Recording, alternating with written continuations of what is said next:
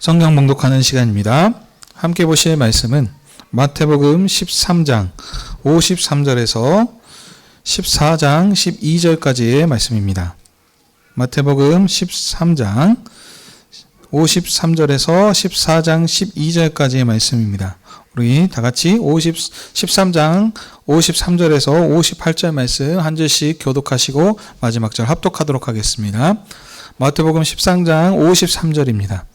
예수께서 이 모든 비유를 마치신 후에 그곳을 떠나서 고향으로 돌아가사 그들의 땅에서 가르치시니 그들이 놀라 이르되 이 사람의 이 지혜와 이런 능력이 어디서 나느냐. 이는 그 목수의 아들이 아니냐. 그 어머니는 마리아, 그 형제들은 야고보, 요셉, 시몬, 유다라 하지 않느냐. 그 너희들은 다 우리와 함께 있지 아니하냐. 그런즉 이 사람이 이 모든 것이 어디에서 나느냐 하고 예수를 배척한지라. 예수께서 그들에게 말씀하시되 선지자가 자기 고향과 자기 집 외에는 존경을 받지 않음이 없느니라 하시고 그들이 믿지 않음으로 말미암아 거기서 많은 능력을 행하지 아니하시니라. 아멘. 자리에 앉아 주십시오.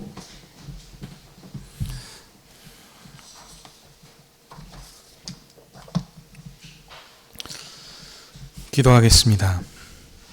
하나님 아버지, 오늘도 주의 백성들을 하나님 앞으로 부르셔서 진리의 말씀을 듣게 하시니 감사드립니다. 이 시간 분주했던 세상의 생각과 마음을 다 내려놓고 살아계신 하나님 말씀 앞에 경외함으로 서게 해 주시옵소서. 말씀을 선포하는 저를 성령님께서 붙들어 주시사 오직 진리의 말씀을 선포케 하시고 듣는 모든 우리에게 좋은 마음의 밭을 허락하시사 열매를 맺을 수 있게 해 주시옵소서. 방해하는 모든 악한 영들을 결박하여 주시기를 원하며 우리 주 예수 그리스도의 이름으로 기도하옵나이다. 아멘. 오늘은 마태복음 13장 53절에서 14장 12절의 말씀을 가지고 배척받으신 예수님이라고 하는 제목으로 함께 은혜를 나누기 원합니다. 우리는 지난 몇 주 동안 마태복음 13장의 천국 비유를 살폈습니다. 천국은 비록 지금은 겨자씨처럼 작고 미약해 보이지만 마침내 온 땅을 덮는 거대한 나무가 될 것이며 온 세상을 변화시키는 누룩과 같다라고 배웠습니다. 또한 세상의 그 어떤 가치와도 비교할 수 없는 전 재산을 다 팔아서라도 반드시 소유해야만 하는 밭에 감추인 보하여 좋은 진주가 바로 천국 복음이란 사실입니다. 그러나 가라지 비유와 그물의 비유와 같이 천국에는 알곡과 좋은 물고기뿐만 아니라 가라지와 나쁜 물고기도 함께 있습니다. 그렇기 때문에 좋은 믿음의 밭이 되어서 반드시 천국을 소유하여 열매를 맺어야 합니다. 그렇지 않으면 세상 염려와 유혹, 사탄의 공격에 넘어져서 열매를 맺지 못합니다. 그러면 쓸모없어서 마지막 때에 이렇게 뽑히고 이를 갈게 될 것이다. 이렇게 말씀하셨습니다. 예수님께서는 이 비유를 마치심에 제자들에게 이 모든 것을 깨달았느냐라고 물으셨고 제자들은 그러하오리다라고 이렇게 대답하였습니다. 이렇게 천국의 비유가 마쳤습니다. 자, 그렇다면 이제 천국 보화를 깨달은 자의 그 삶은 어떻게 되었습니까? 우리가 기대하는 것은 어떤 그 이후에 흥분된 것과 그리고 어떤 기쁨의 이야기들이 나와야 될 것 같은데, 자, 오늘 본문 말씀 13장 53절 이후의 이야기들을 보게 되면은 분위기가 이렇게 싹 바뀌는 것을 우리가 볼 수 있습니다. 마태복음을 자세히 보시면 마태 사도께서 예수님의 설교나 강론을 끝마친 후에 새로운 이야기를 국면할 때 반드시 사용하는 독특한 표현 방식이 있습니다. 오늘 본문 53절을 한번 봐보십시오. 뭐라고 나오고 있습니까? 예수께서 이 모든 비유를 마치신 후에 이렇게 하고 있습니다. 그러니까 모든 말씀을 마치신 후에라고 하는 이런 말씀을 통하여서 마태복음이 이렇게 전반된다고 하는 것은 이렇게 계속해서 나오는 부분들이 있습니다. 자, 이 구절은 단순히 이야기가 끝났다라고 하는 그런 말씀이 아닙니다. 마태 사도께서 이전 천국 비유 말씀을 완벽히 마치시고 이제 완전히 새로운 이야기를 이렇게 도입할 때 쓰는 이런 지금 마태 사도의 이런 독특한 표현법이 되겠습니다. 자, 근데 여러분 참으로 묘한 것은 마태 사도께서 새로운 이야기의 문을 열면서 가장 먼저 나오는 내용이 바로 뭡니까? 예수님에 대한 거절과 배척, 그 다음에 죽음의 위협이라는 사실입니다. 즉 영광스러운 천국 비밀이 선포된 직후에 예수님께서 마주하신 현실은 싸늘한 배척과 불신앙이었습니다. 오늘 본문은 두 이야기를 통해서 두 사람을 이렇게 보여주고 있습니다. 첫 번째는 예수님을 가장 잘 안다고 자부했던 고향 나사렛 사람들, 그 다음 두 번째로는 당대 최고 권력자였으나 영적으로는 눈이 멀어있던 분봉한 헤롯입니다. 이 두 사건을 하나로 묶어서 이렇게 우리에게 말씀하시는 말씀을 통해서 우리의 믿음을 함께 돌이켜보기를 원합니다. 이런 흐름에서 이제 오늘 본문 말씀을 자세히 살펴보도록 하겠습니다. 예수님께서는 천국 비유를 마치시고 고향 나사렛으로 가셔서 회당에서 백성들을 가르치셨습니다. 회당, 거기는 이제 사람들이 모여서 말씀을 토론하고 이야기하는 이런 장소였었죠. 그곳에서 예수님께서 백성들을 가르치셨는데 무엇을 가르치셨겠습니까? 당연히 예수님께서 지금까지 하셨던 것이 맞습니까? 천국에 대해서 말씀하지 않습니까? 천국 복음을 가르치셨습니다. 산상수훈 마태복음 5, 6, 7장부터 시작해서 비유로 말씀하셨고 천국은 이렇게 말씀하셨지 않습니까? 당연히 여기서도 천국 복음을 가르치셨을 것입니다. 자, 그렇게 천국의 복음, 완전 새로운 이야기죠. 이 복음의 이야기를 고향 사람들에게 전했더니 고향 사람들의 반응이 어떻게 됐습니까? 첫 반응은 놀랐습니다. 와, 이 사람의 지혜와 능력이 어디서 났느냐라고 하면서 이렇게 놀라고 있습니다. 자, 그렇다면, 그러니까 지금 예수님의 입에서 나오는 이야기가 구약의 선지자들, 지금 그들의 선생님이 가르치던 말씀과는 지금 완벽하게 다른 이야기이기 때문에 지금 특별히 이 하늘의 복음을 전파하고 있기 때문에 그렇다면 이 복음을 들은 자들은 마땅히 이 사람이 우리가 기다리던 메시아가 아닌가라고 이렇게 어떤 반응들을 보여하고 이 복음을 받아들여야 하는 것이 마땅할 것입니다. 그런데 그들의 놀람은 이 경외함으로 이렇게 이어지지 못하고 어떻게 됩니까? 배척으로 이렇게 연결되는 것을 볼 수 있습니다. 예수님을 끝에 보시면 배척했다라고 이렇게 얘기하고 있는데 왜 그랬습니까? 55절, 56절에서 그 이유를 얘기하고 있습니다. 이는 목수의 아들이 아니냐? 그 목수의 아들, 누구입니까? 예수님의 아버지를 얘기하는 것이겠죠. 요셉, 그리고 그 어머니 있는 마리아, 형제들은 야고보, 요셉, 시몬, 유다라고 하지 않았냐? 이 누이들은 다 지금 우리와 함께 있다라고 이렇게 합니다. 지금, 그러니까 이들은 예수님을 향해서 메시아다라고 이렇게 칭하지 않고 뭐라 그러면 이 사람, 영어로 보면은 this fellow, 이렇게 하면서, 그러니까 이 사람, 이 지극히 지금 낮은 표현을 이렇게 대명사로 이렇게 사용을 하는 것을 볼 수 있습니다. 그러니까 예수님의 천국 복음을 듣고서도 이들은 예수님을 너무 잘 알고 있다라고 이렇게 생각을 했던 것이죠. 왜냐하면 예수님께서 지금 어쩌습니까? 이곳에서 유년 시절, 어린 시절에서 30년 동안의 시간들을 다 보내셨거든요. 그래서 그곳에서 어린 나이 때 코 흘리며 골목길을 뛰어다녔었던 그런 모습들. 또 예수님의 아버지가 목수이시기 때문에 공소에서 일했던 일을 돕고 있었던 이런 어떤 모습들, 이런 것들을 다 기억하고 있었겠죠. 근데 갑자기 어느 사람이 달라져가지고 나타나가지고 무슨 말씀하냐면 완전 지금 새로운 하나님 나라의 복음을 선포하고 있다는 것이죠. 그러면 그들이 그러니까 사람을 보고 평가할 것이 아니고 어떻습니까? 이 말씀이 무엇인가, 천국 복음이 무엇인가라는 것을 좀 생각하면서 이것을 받아들여고 영접해야 될 것인데 그들이 안다라고 하는 기존에 가지고 있었던 지식과 배경을 통하여서 목수의 아들 아니냐, 이 잘 아는, 한마디로 깔 잡아먹어서 이런 어떤 것에서 뭔 선한 말을 나올 수 있느냐라는 식으로 이렇게 예수님을 배척한 것입니다. 목수의 아들이다. 그런 데서 에이, 해봤자지 하는 이런 어떤 과거의 지식과 자기들의 그런 선입견으로 인하여서 예수님의 복음을 지금 듣고도 배척하고 불신앙하는 모습을 볼 수 있습니다. 그래서 예수님께서는 고향 사람들의 불신앙을 보고서 그 마지막 결론의 말씀이 어떻게 있습니까? 그들에게 말씀하시죠. 선지자가 자기 고향과 자기 집 외에는 존경을 받지 못함이 없느니라. 다시 말하면 무슨 뜻이겠습니까? 고향과 자기 집 바깥에서는 존경을 받지만 고향과 자기 집에서는 존경을 갖지 않는다라는 이런 말씀이신 거죠. 자, 그래서 이렇게 탄식하신 후에 그들이 믿지 않음으로 거기서 많은 능력을 행하지 않으시고 이렇게 떠나는 것을 볼 수 있습니다. 자, 예수님께서 능력을 행하지 않으셨다라는 것은 무슨 의미냐면 그냥 단순히 안 하고 가버리겠다라는 이런 의미가 아니고 여기 있는 나사렛 사람들에게는 엄청난 어떻게 보면 저주인 것입니다. 지금 예수님께서는 단순한 사람이 아니고 누구십니까? 천국 왕이십니다. 왕의 능력을 지금 자기 백성들한테 행한다는 것은 이건 왕의 긍휼이시며 자비하시며 단순한 것, 이것도 그냥 일반적인 왕이 아니고 천국 왕이시지 않습니까? 구원의 통로인 것인데, 그런데 나사렛 사람들은 불신앙으로 왕의 능력을 이렇게 불신했기 때문에 왕께서 그 능력을 이렇게 걷어버린 것입니다.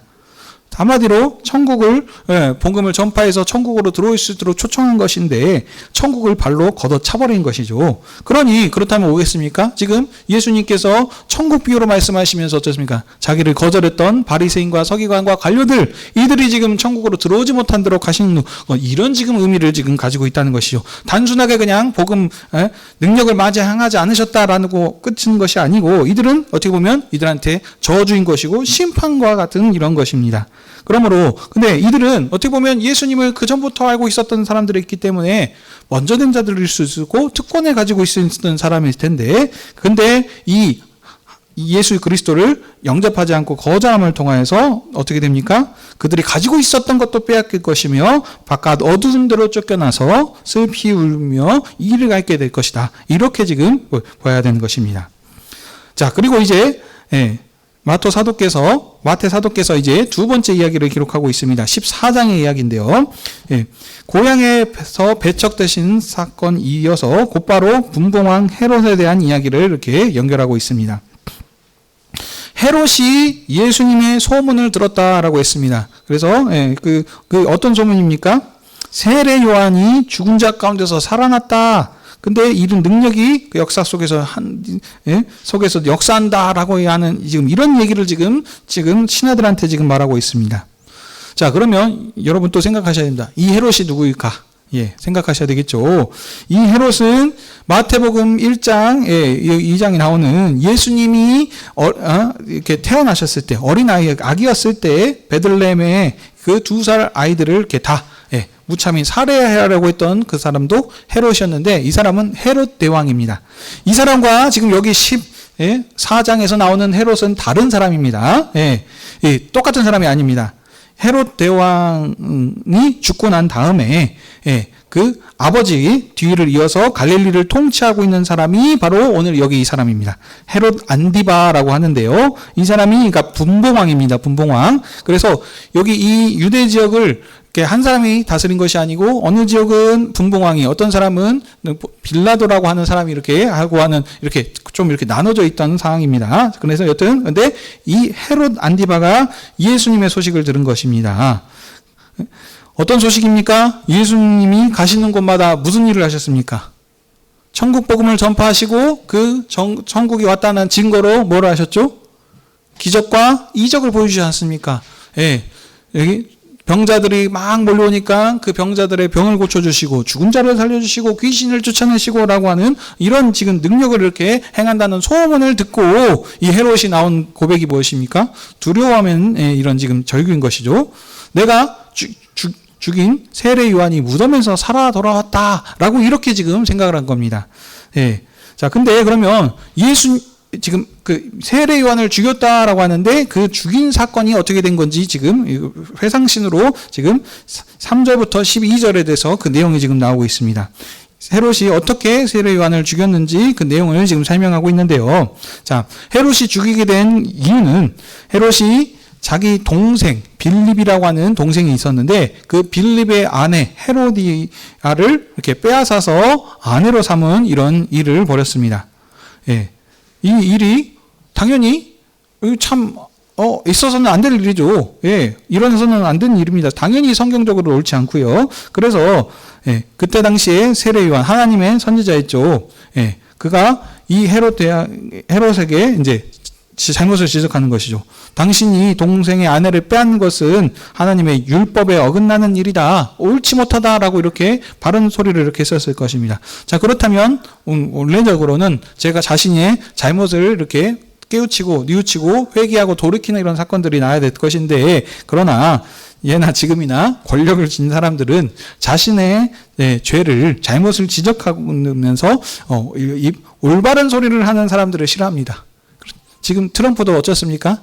예, 두 번째 집권하니까 1기 때 좋은 사람들을 해가지고 했는데, 예, 그 분야의 전문가들을 세워가지고 했는데, 자기 싫은 소리들을 해야 되니까 이번에 어쩌어요? 그 사람들을 싹 빼고, 이번에 2기 때는 어쩌습니까? 자기에게 좋은 말도 하는 사람, 자기보다 똑똑한 사람을 싫어합니다. 예, 자기가 하는 말에 동조해주고, 오케이 해주는 좋은 입 바른 소리만 하는 사람들을 이렇게 하는 것과 지금 같은 것이죠. 예, 그러니, 헤롯도 마찬가지입니다. 좋은 소리 하는 것만 좋아하지 싫은 말을 하는 것을 하는 사람을 지금 당연히 좋아하지 않는다는 것이죠. 싫어하는 것이죠. 그래서 자기를 책망했던 세례 요한을 지금 싫어하고 원수처럼 여겼습니다. 그래서 이 세례 요한을 잡아서 옥에 지금 가둔 지금 상황입니다. 그래서 어떻게 해서든 이 세례 요한을 없애고 싶은데 이 세례 요한을 죽일 수가 없습니다. 왜냐하면 지금 수많은 무리가 세례 요한을 참 선지자로 이렇게 따르고 이렇게 있기 때문에, 지지하고 있기 때문에, 혹시 아무 이유 없이 그냥 올바른 정당한 명분이 없이 죽이게 되면 어떻습니까? 밀란이 일어날 수 있기 때문에. 근데 이 사람이 분봉왕이기 때문에 어쩌습니까? 위에 눈치를 봐야 되거든요. 이 지역을 잘 다스리고 있어야 자기 위치와 지위를 이렇게 유지할 수 있는데, 밀란이 일어나게 된다면 정치적인 역풍으로 맞아서 자신의 자리가 위태할까 싶어가지고 죽이고는 싶은데 죽일 수가 없이 이렇게 지금 놔두는 상황입니다. 자, 그러던 중에 지금 헤롯의 생일 잔치가 벌어졌습니다. 왕의 잔치니까 당연히 큰 연회가 베풀어졌겠죠. 많은 고관 대작들이 모인 화려한 자리에서 헤롯의 딸이 이렇게 춤을 추어서 헤롯의 마음을 기쁘게 합니다. 그러니까 이 사람이 이제 술기운도 이렇게 한잔 했겠죠. 당연히 잔치인데, 그래가지고 이렇게 허세 가운데 가지고 아이고 마음에 든다 그래가지고 네가 무엇을 구하면 다 주겠다라고 이렇게 지킬 수 없는 어떤 약속까지 이렇게 해버리게 되는 것이죠. 그랬더니 딸이 어머니 헤로디아의 사주를 받아가지고 무엇을 요구했냐면 세례 요한의 머리를 주십시오. 이렇게 요구합니다. 그러니까 9절에 보시면 왕이 근심을 했다라고 이렇게 하고 있습니다. 근데 여러분, 여기서 헤롯이 근심했다는 것은 아이고 의로운 선지자를 어떻게 죽일 수가 없는데 이거 어떻게 죽여야 되나라는 이런 지금 그런 양심의 가책을 느낀 이런 지금 근심이 아닙니다. 어떤 근심이냐면 이 요한을 잘못해서 죽이면 밀란이 날 것인가 싶은데 이거를 어떻게 일 처리해야 되지라는 지금 자기의 안위를 지금 걱정한 지금 걱정인 것입니다. 근심인 것입니다. 의로운 선지자를 어떻게 죽여야지라는 그런 지금 그것이 아닌 것이죠. 근데 헤롯은 결국엔 어떻게 했냐면, 신하들 앞에서의 체면과 허세를 지금 지키기 위해서 선지자를 죽이게 됩니다.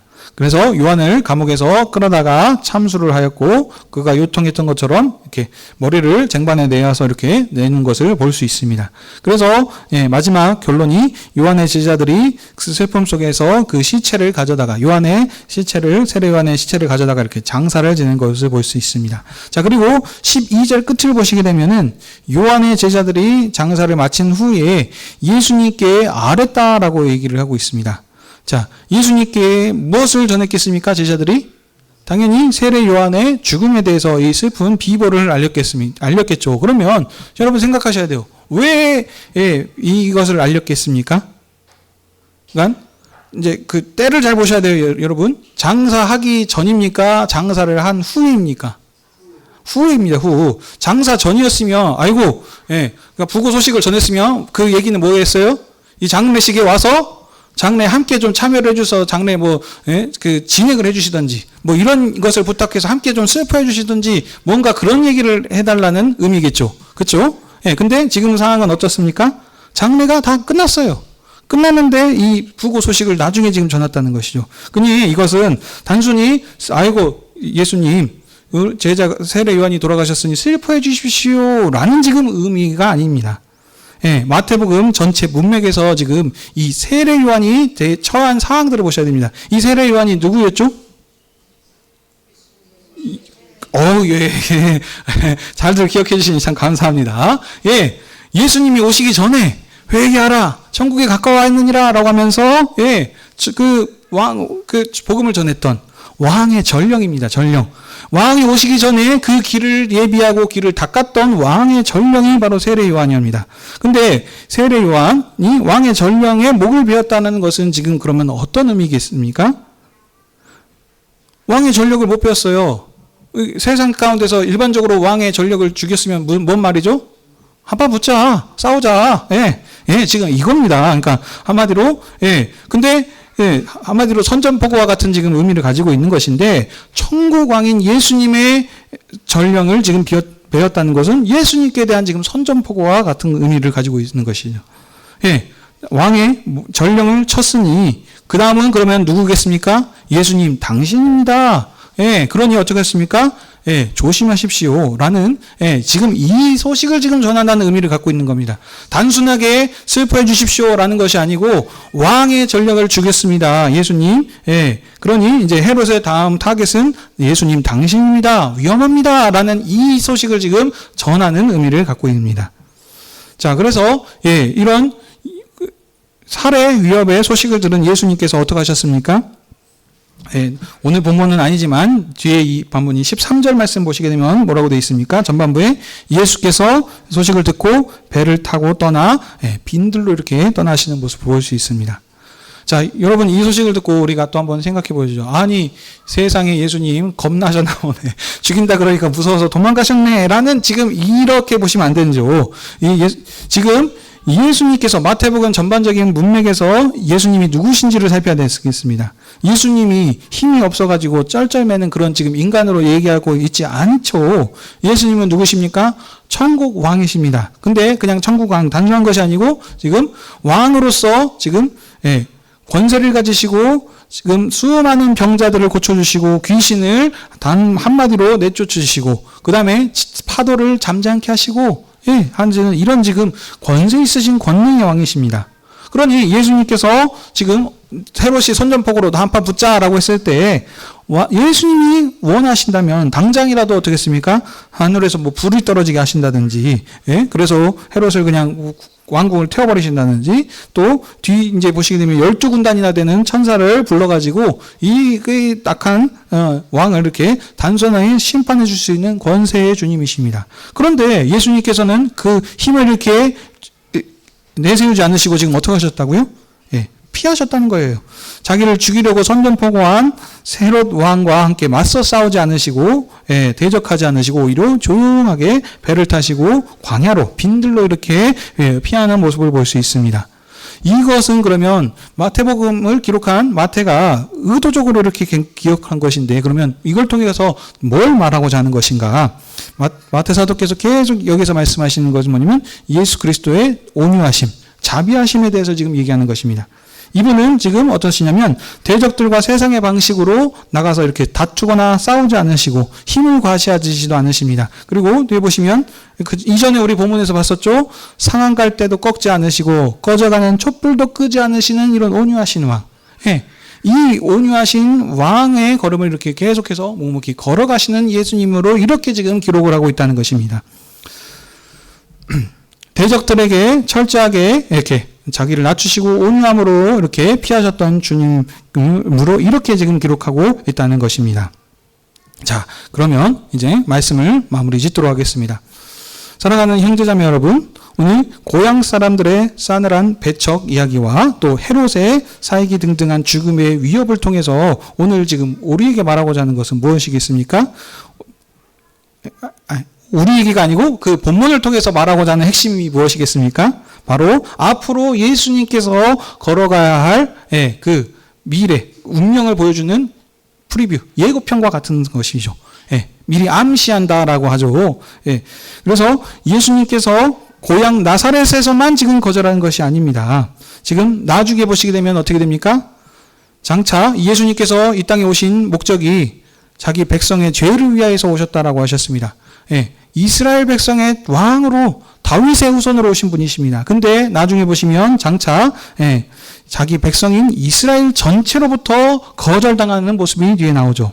헤롯 왕 한 사람에게만 위협을 당하는 것이 아니고 이스라엘의 종교 지도자들, 대제사장과 서기관, 바리새인들, 그리고 이스라엘의 최고 의결기관인 산헤드린 공회를 통하여서 만장일치로 예수님을 사형 판결을 내리는 이런 모습을 우리가 볼 수 있습니다. 그러니 예수님께서 앞으로 어떤 일을 당하실 것인지에 대한 지금 예고편이라는 것입니다. 이 말씀을 마치심에, 이 비유를 마친 이후에 지금 이렇게 지금 분위기가 지금 반전되고 있는 것이죠. 마태복음이 우리에게 전하고자 하는 핵심이 바로 여기 있습니다. 예수님께서 유대인과 이방인의 권력에 손에 넘겨져서 결국에 십자가에 못 박혀 참혹하게 죽임을 당하신다는 지금 이 사건입니다. 예수님께서 십자가를 지신 사건도 그러면 어떤 의미가 되겠습니까? 힘이 없어서 그들의 정치적인 위협에 휘말려가지고 그냥 이렇게 지금 죽으신 것입니까? 아니죠. 권력이 부족해서 억울하게 죽으신 것이 아니고 예수님께서는 온 우주 만물을 창조하신, 말씀으로 창조하신 그 지금 이 권세를 가지신 분이신데 아버지 하나님께서 자기를 보내신 그 직무, 그 사명에 충실하게 임하신 것입니다. 고난의 잔, 죽음의 잔을 기꺼이 마심을 통하여서 온유함으로 이 십자가를 지고 이렇게 걸어가신 것입니다. 자기 백성의 모든 연약함, 자기 백성의 모든 죄를 이렇게 친히 짊어지시고 나아감을 통하여서 제 문제를 해결하시고 이렇게 하신 것입니다. 무엇을 통하여서? 십자가의 죽으심을 통하여서 아버지의 뜻에 죽기까지 순종하시고 복종하셨습니다. 왜냐하면 이것이 하나님께서 아들이신 예수 그리스도를 이 땅에 보내신 목적이고 이유이기 때문입니다. 마태복음 초반부터 말씀하고 있죠. 자기 백성의 죄를 위하여 오셨던 분이라 라고 이렇게 얘기하고 있습니다. 그러나 하나님께서는 이렇게 당하셔서 십자가에서 죽임당하신 아들을 그대로 내버려 두지 않으셨습니다. 사흘 만에 죽은 자 가운데서 다시 살리심을 통하여서 이제 진정한 하나님의 아들이시오 온 천하 만물을 다스리는 그런 분으로 확실한 증거와 표정을 우리에게 보여주셨습니다. 자, 근데 여러분, 이스라엘과 지도자들은 어떻겠습니까? 예수께서 부활하셨다는 소식을 듣고도 어떻게 했습니까? 참으로 완악합니다. 부활하셨다는 군인들이 이 보고를 했음에도 불구하고 그것을 믿지 않고 어떻게 했습니까? 뒤에 부분에 보시면 나오겠지만 돈을 주어 매수하여서 제자들이 시체를 훔쳐갔다라고 거짓말을 이렇게 시키고 있습니다. 이 부활의 소식을 듣고도 나서도 본인들이 100번 잘못했다라고 하더라도 이제 확실한 그 부활의 소식을 들었다면 이제서야 자기의 죄를 깨우치고 뉘우치고 돌이켜야 해야 되는데 그렇지 않고 끝까지 마지막까지도 돈으로 매수해서 이 진리를 지금 은폐하는 이런 일들을 하고 있습니다. 그 결과 지금 이 유대인들과 예루살렘의 운명이 어떻게 됐습니까? 예수님께서 말씀하신 대로 천국의 비밀을 그들에게 알려주지 않으셨습니다. 그래서 그들은 천국에 들어올 수 없었죠. 그래서 그들은 하나님 나라에서 처참하게 쫓겨나는 모습을 볼 수 있습니다.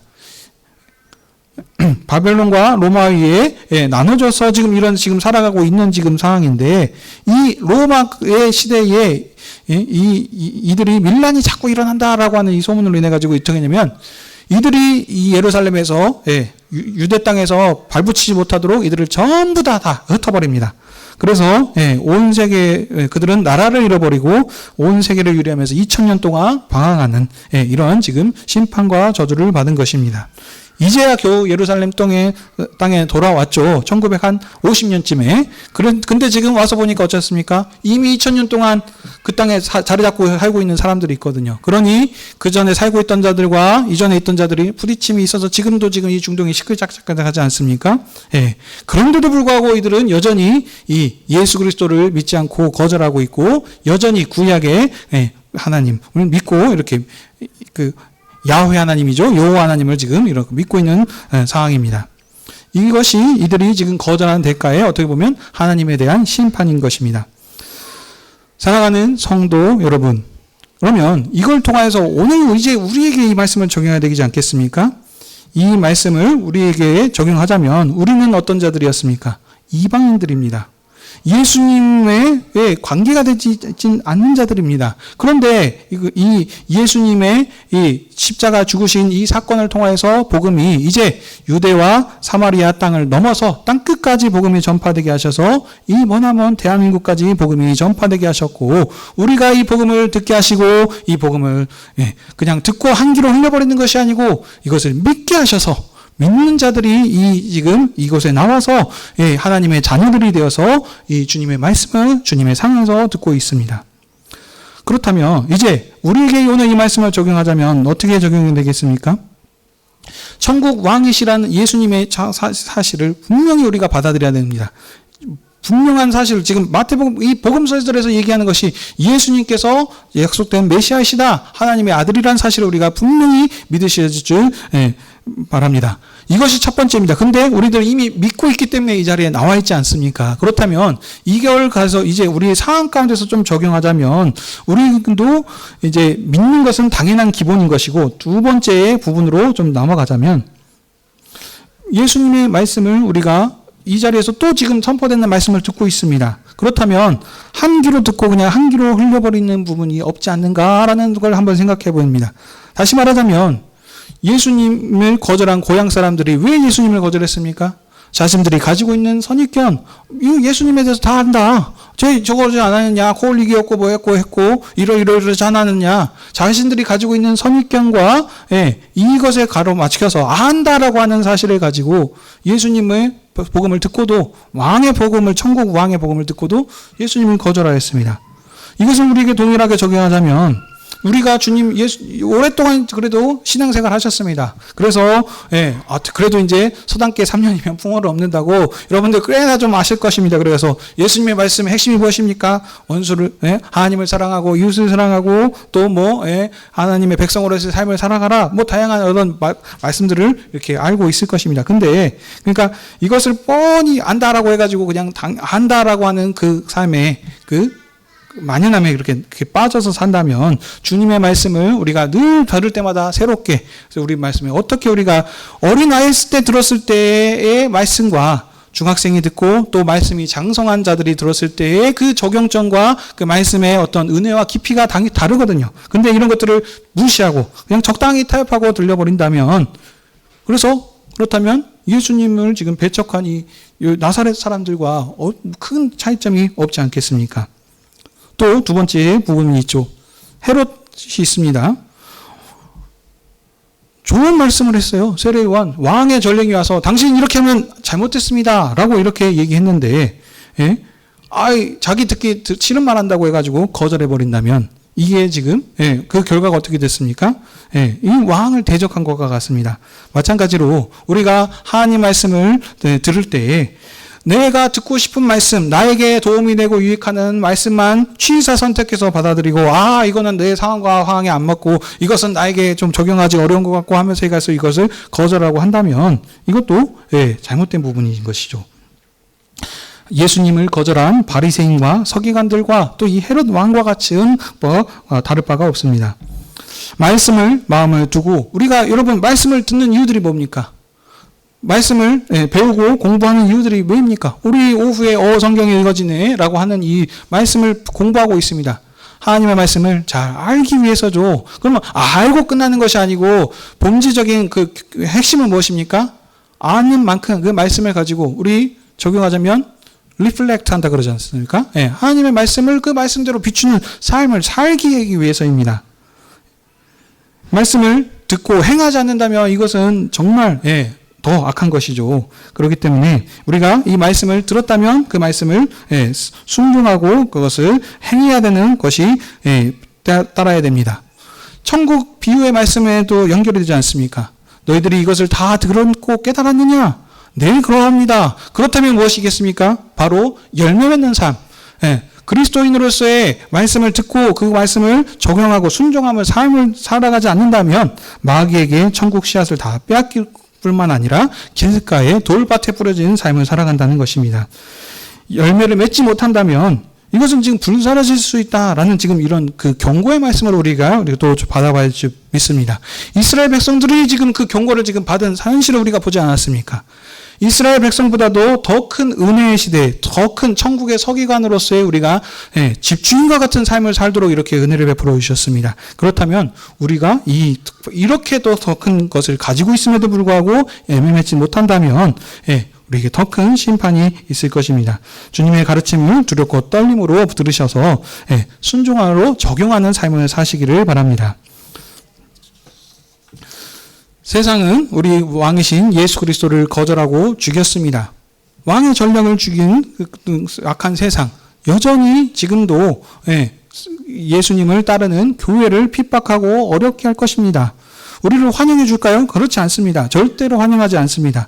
우리가 예수님의 말씀대로 지금 오늘 들은 말씀들을 가지고 정직하게 순종하면서 적용하는 삶을 살아간다면 세상이 우리를 왜 그렇게 사냐? 왜 이렇게 미련하게 살아? 적당히 좀 타협하고 살면 되지. 왜 그렇게 살고 너는 그렇게 예수 믿는다고 해가지고 특별한 삶을 살아가냐? 네가 뭐가 특별하냐? 라고 하면서 조롱하고 배척하고 고난하고 핍박을 우리에게 할 것입니다. 빛을 비추면 어둠이 드러남을 통하여서 대비가 되기 때문에 더욱더 악하게 강렬하게 이렇게 한다는 것이죠. 그러나 이럴 때에 우리가 이 말씀을 받아들이는 것을 적용하는 건 무엇이겠습니까? 낙심하고 낭망하지 말아야 된다는 것입니다. 하나님께서 어떻게 자기에게 죽기까지 순종한 아들을 다시 살리시고 영광의 면류관으로 높여주셨는지를 우리에게 보여주지 않으셨습니까? 이것이 모델입니다. 우리가 세상이 우리를 멸시하고 거절할지라도 우리에게는 장차 임할 영원한 하나님 나라의 상급이 우리에게 준비되어 있습니다. 주님께서 세상에 거절당하셨습니다. 그 거절당하신 천국 왕께서 우리에게 말씀하십니다. 수고하고 무거운 짐진 자들아 다 내게로 오라 라고 하시면서 오늘 주님께서 우리 영광스러운 이 주님의 상으로 부르시고 우리에게 말씀하십니다. 내가 너를 위해서 주는 내 살과 피니 이것을 기쁨으로 먹고 마셔라. 이것을 먹고 마실 때 내가 주를 위하여서 아버지를 위하여 산 것처럼 너희도 나를 위하여서 살라라. 한 영 한 몸으로 살라라고 그렇게 말씀하십니다. 주님 다시 오시는 그날 때까지 세상은 여전히 우리를 핍박하고 거절할 것입니다. 그렇지만 낙심하지 마십시오. 우리를 위해 전부를 내어주신 그 주님의 사랑이 우리와 함께 하시고 우리를 불꽃 같은 눈동자로 지키시고 인도하실 것입니다. 그래서 이 말씀을 확실하게 붙잡으셔서 취사 선택하지 마시고 믿음으로 이 말씀들을 우리 삶 가운데서 적용하면서 살아가심을 통하여 승리하시는 주님의 백성들이 다 되십시다. 아멘. 기도하겠습니다. 은혜가 진리가 풍성하신 하나님 아버지, 오늘도 교회를 주님의 상으로 부르셔서 주님의 말씀으로 우리의 영과 육을 먹이시고 깨닫게 하여 주시니 참으로 감사드립니다. 우리가 주를 안다 하면서 행하지 않았던 우리의 불신앙들을 깨트려 주시고 주님께서 주신 피와 살을 먹음으로 다시 우리 마음을 새롭게 함으로 주님께서 걸어가신 그 길을 따라 주님의 말씀에 순종하는 삶을 살게 해 주시옵소서. 주님을 거절한 세상이 지금도 주님의 몸된 교회를 거절하고 핍박할 것입니다. 이때에 우리가 낙심하지 않고 믿음으로 넉넉히 이겨내게 하여 주시옵소서. 감사드리며 이 모든 말씀 우리 주 예수 그리스도의 이름으로 간절히 기도드립니다. 아멘.